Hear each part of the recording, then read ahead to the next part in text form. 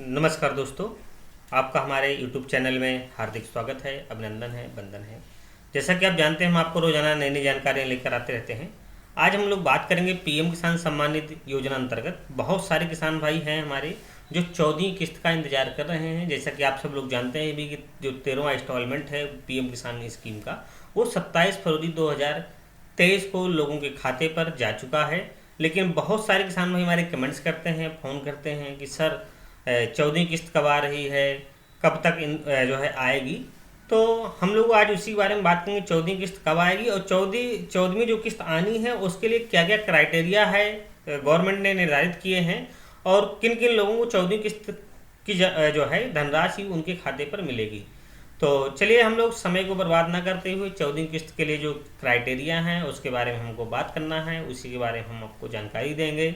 चलिए ठीक है, हम चलते हैं सीधे सीधे से बेनिफिट स्टेटस पे। वैसे हमने आप देख पा रहे हो कि हमने एक बेनिफिट स्टेटस जो है खोल रखा है, तो हम जो आपको बताते जाएं उसको आप देखते जाइए। और अगर आपका कोई भी चीज़ मिस्टेक होता है तो आप वीडियो को रिप्लेस करके दोबारा फिर से देखें, ताकि आपको कोई भी चीज़ है वो आपको समझ में आ जाए।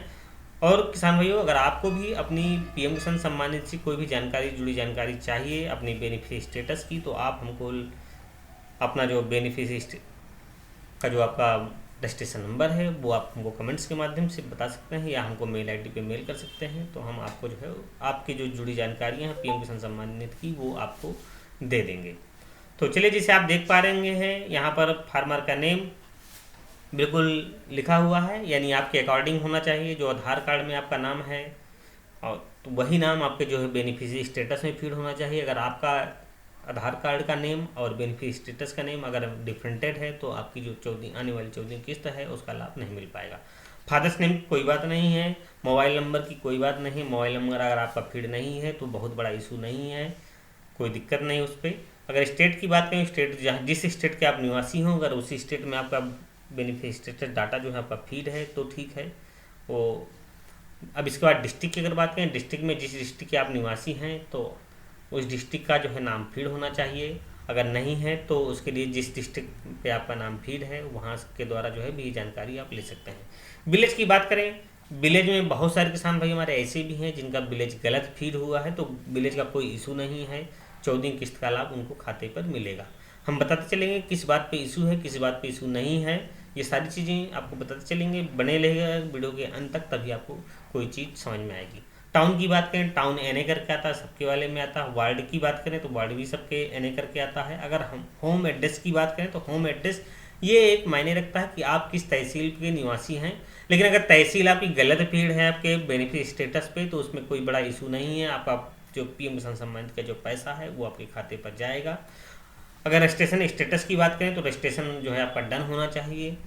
अब रजिस्ट्रेशन अगर आपका डन है तो आपको 14वीं किस्त का जो है लाभ आपको खाते पर मिलेगा। रजिस्ट्रेशन डेट की बात करें तो रजिस्ट्रेशन डेट में ये निर्धारित करता है कि आपने पंजीकरण कब कराया है, उस डेट से ही आपको पीएम किसान सम्मान निधि का लाभ मिलेगा। बहुत सारे किसान भाई हमारे ऐसे भी हैं कि जिन्होंने नया पंजीकरण अभी कराया है, मान लीजिए 1 साल पहले, वो सारी किस्तों का लाभ चाहते हैं तो उनको ऐसा मुमकिन नहीं है। जब से आपने पंजीकरण कराया है, जिस डेट से आपने पंजीकरण कराया है, रजिस्ट्रेशन जो डेट आपकी शो कर रही है पंजीकरण पे, उसी डेट से आपका पैसा जो है आपके खाते पर जाएगा। भले ही मान लीजिए आज मई का माह है और आपने पंजीकरण जो कराया था जनवरी में कराया था और आपकी रजिस्ट्रेशन की जो डेट शो कर रही है वो आपकी जो है 1 जनवरी की शो कर रही है, तो जनवरी से मई तक की जितने भी किस्तें आपकी बन रही हैं वो आपके खाते पर ट्रांसफर की जाएंगी। लेकिन अगर आप सोचें कि 14वीं किस्त का लाभ मिलेगा तो 14वीं किस्त का लाभ आपको नहीं मिलेगा। उसमें आपको 1-2 जितनी भी किस्तें बन रही हैं वो आपके खाते पर ट्रांसफर। आधार डेमो ऑथेंटिकेशन स्टेटस की बात करें तो ये सक्सेस होना चाहिए। अगर आपका अनसक्सेस यहाँ पर लिख रहा है तो आपको 14वीं किस्त का जो लाभ है वो आपके खाते पर नहीं मिलेगा।